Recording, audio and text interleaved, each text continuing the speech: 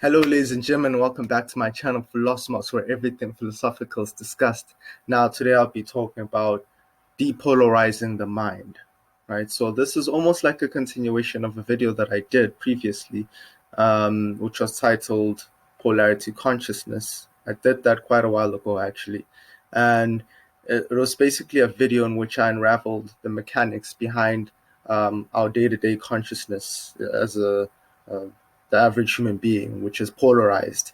And I entailed basically how this polarized consciousness operates and how you could actually utilize that consciousness to your benefit. But this video is now for the people who want to transcend and go beyond polarity consciousness. So the first step that one needs to take in going beyond polarity consciousness is to depolarize, right? So you need to actively engage yourself in depolarization, and depolarization occurs first within your mind. Okay, so today I'm going to just give you one way in which you can depolarize, and it's one effective way. I can detail other ways and other procedures in which you can deal with the matter of depolarizing, but I feel this one procedure, this one method, can assist you tremendously. But I'll just break it down into two, but essentially it's surrounding one idea. So firstly, the first procedure you need to take in depolarizing your mind is to avoid extremes. So what do I mean by avoid extremes? What I mean is whenever you're in the course of life, right? Um, you're continuously carrying sensations and feelings within you and emotions. There's continuous emotions that are occurring within your being. Sometimes you're conscious of them, sometimes you're not conscious of them. Sometimes the emotions are very simple, you understand them. Sometimes they're very complex. Sometimes you need to further probe them to understand them more intricately. But nonetheless, we're always carrying emotions within us. And these emotions are charged, right? Whether it's either, a positive charge or a negative charge. So you can further understand what kind of emotions are backed by positive energy, like happiness, joy, peace, love. But conversely, there are negative energies too, right? Like pain, there's suffering, there's anger, there's depression. These energies exist within the emotional realm too. So um, every time that we get presented with stimuli, right? Stimuli is meant to activate uh, known emotions and unknown emotions. So things that are known within your experience and things that are unknown with your experience. So stimuli is basically there to activate consciousness to higher expressions of itself and uh, to an higher altitude, so that it can see itself more clearly, so that it can know itself more. So stimuli is there to activate, and it's there to unravel more aspects of consciousness that were known or were unknown, right? So in most cases, because of our kind of adolescent phase, we're in the adolescent phase of consciousness in the terms of we're not yet developed, we're not yet at that stage where we're highly evolved in the usage of consciousness, we're still at that phase where we're victims and we're pulled and we're puppets to stimuli, right? Because we have not yet fully integrated everything. Not everything, we cannot integrate everything because there are infinite contents within consciousness, but to integrate the inadmissible aspects within ourselves, right? And the suppressed emotions, all of those things.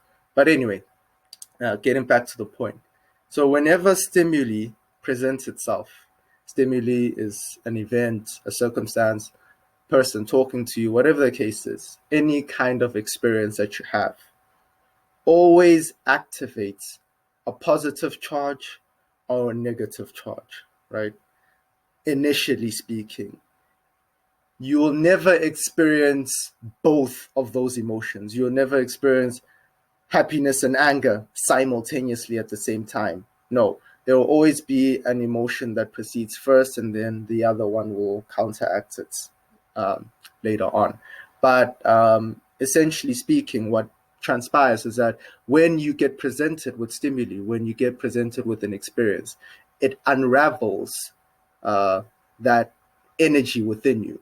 And then that energy is expressed either through a positive charge or a negative charge, through positive emotions or negative emotions.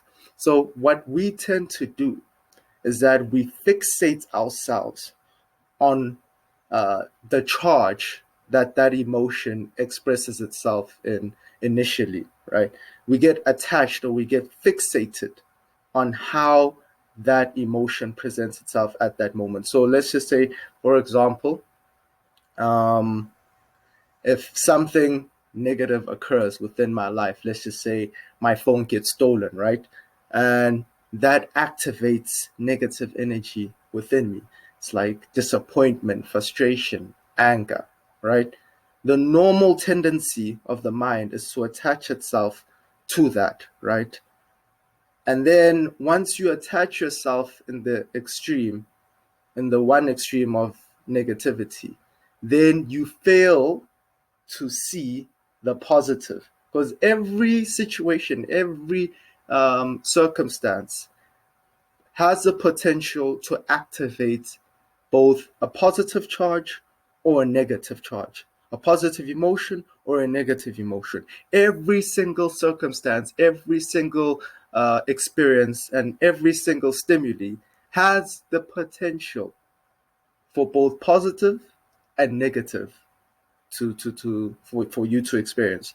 So when you find yourself in one extreme, when you find yourself in let's just say negative energy, then it blinds you. It prohibits you from seeing the other side of the spectrum, which has positive energy, which has a positive charge. So this coarsely goes hand in hand with the same idea in terms of positivity, right? So if you have, like, let's just say you have a great experience, right? Let's just say you have the experience of falling in love. So you dwell within that extremity now. Now you feel, oh, good. But now, because you're in that positive energy, because you're in that positive light, now you blind yourself and you prohibit yourself from seeing the other extreme, the negative charge, the negative energy, right? So essentially, life is both positive and negative. There is no such thing as something that is inherently good. There is no such thing as something being inherently bad. Within the yin, there is the yang. Within the yang, there is the yin. So within the positive, there's always the negative. And within the negative, there's always the positive. So essentially, you, as an individual, you need to remain balanced. You need to find your center. So whenever you feel the flux of emotion and sensations and feelings, you don't get caught up. It's like a tide that's just coming in and like washing over your being, right? Emotions, like there's like a turbulence almost sometimes, depending on what kind of emotion you're feeling, of course. But it expresses itself in your being by like being in motion so that you can be aware of it, right? But when you get taken by the current of emotion, then whatever charge, right, exists in that emotion will possess you at that time and get you to act in ways where you don't look at the bigger picture, you see. So in polarity consciousness, you can never see the bigger picture. You can only dwell within concepts, within ideas. But when you see the bigger picture, you see all sides of the spectrum. You see the purity within it. You see the thing as it is, not how you conceive it to be, right? Because conceptions are always positively charged or negatively charged. So avoid extremities, avoid seeing things from one side of the spectrum and negating or neglecting the other side of the spectrum.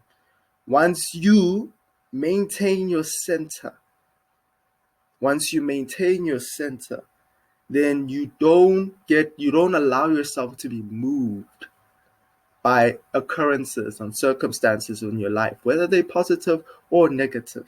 Because positive energy is very seductive and um, like we don't necessarily see just how dangerous it can be to dwell on that extreme, because there's a movement being pioneered, of course, that we need to be more positive and spread more goodness and spread more beauty. Yes, that's all good. But when you dwell within that extremity and you don't counteract it and balance it with the other extreme that exists, right?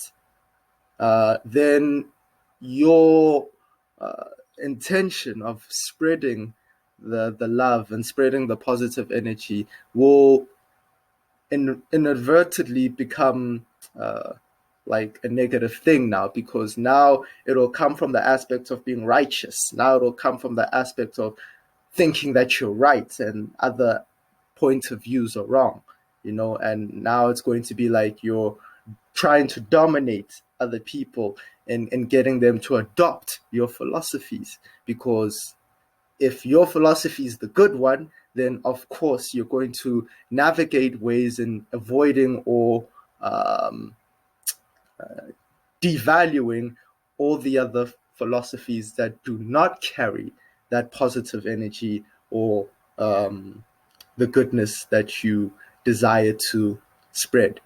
But essentially, what I'm saying is that don't dwell within these polarities. Always remain in your center. And your center is where the self observes, where you are within pure consciousness. Pure consciousness is actually something I spoke about as well. Um, so, in being purely conscious, you're not swayed by any extremes. You're not swayed by any emotion. You're in your center. And when you experience life in that way, then naturally your mind depolarizes. Naturally, you transcend polarity consciousness, because polarity consciousness needs involvement. Polarity consciousness needs you to get lost in that experience, needs you to get lost in the extreme, needs you to get lost in duality, needs you to get lost in that world, so that whatever happens to you, right?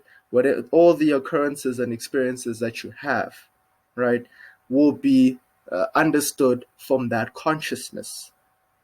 But when you step back and remain in your center, then you're no longer moved by things. And then you can genuinely and sincerely engage in life with no opposing energy back then in the background. Because now your actions and your behaviors are more pure. They're not coming in the sense of trying to impose a positive charge or a negative charge. Now it's coming from truth. Now it's coming from sincerity, which contains both simultaneously, and simultaneously too transcends them. It's beyond them. Friedrich Nietzsche even said, all actions performed, I forgot what he said. I'm just going to paraphrase it. Like he basically said that all loving actions are performed beyond good and evil. So when you transcend being swayed by oppositions and things that appear to be against you or conflicting or contradicting, when you can remain there in your center, then you'll be able to integrate every single thing, and you'll be able to incorporate it and utilize it in the best way possible. So that is the best way to depolarize, is to avoid the extremes, is to remain in your center. And in your center, the whole universe is at access. So thank you very much, guys, for listening to this video. I will do more videos of this. Don't worry, guys. If you like this video, please like it. If you think it's valuable, please share it. And if you'd like to say something, please comment. And to end it off, as I always end it off, for those who seek, seek no more. For in the present, we find it all. Thank you very much, guys.